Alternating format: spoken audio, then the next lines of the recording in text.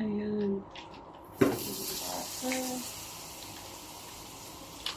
Magluluto po tayo ng tahong po. Ayan, maglagay po tayo ng butter. Kahit ano po yung gamitin nyo, pwede po din ang margarine. Ayan. Masyado siyang marami. So, konting garlic. Nasa inyo din yan kung gusto nyo ng maraming garlic.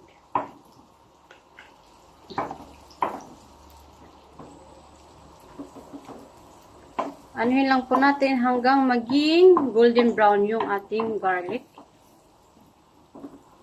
I-push muna. Diyan. Ayan. Pag naging golden brown, ilagay na natin yung tahong. Ito pong tahong ay pinakuluan ko na po siya. Kahit mga 20 minutes po na pakulo, okay lang po yan. Hawakan mo. Tapos ano na natin, halu-haluin lang po natin sila. I-push mo po din po. Tapos haluin lang po natin yan. Ganyan lang po. Tapos ilalagay natin yung sweet chili sauce niya. Ayan. Kahit ano pong klaseng sweet chili sauce, pwede po yan. Tapos, ayan, haluin ulit natin. Masarap po pag pag fresh po ang tahong yung gamitin.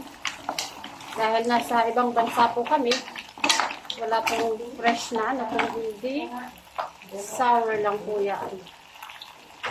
Original yan. Mas maganda yung mas marami pong ganito. Ayan. Pag halo na po lahat, nalagyan na po ng sauce. Lagyan po natin siya ng cheese. Kahit ano pong cheese ang ilagay nyo, wala pong problema. Nasa inyo lang po yan.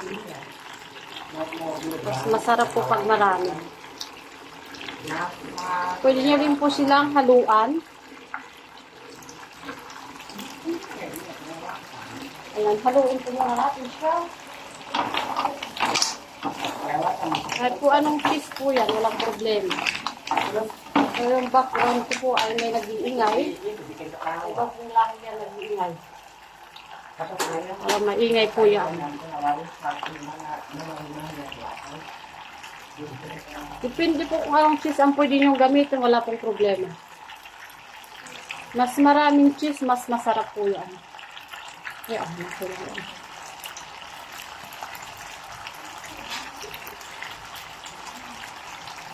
Ayan.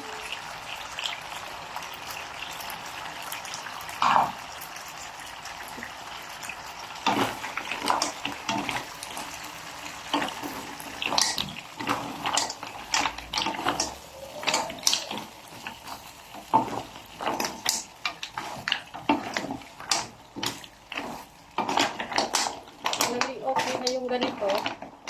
Medyo nag-melt na yung cheese niya. Ayan, pwede nyo rin siyang ipatayin po yung apoy.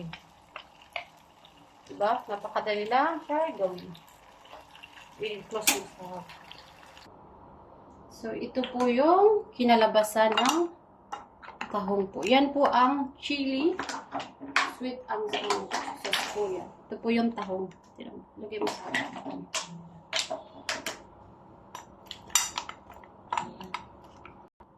Ito po yung sweet chili sauce na tahong. Sa lahat po na manonood sa aking video, thank you po sa lahat. Thank you so much.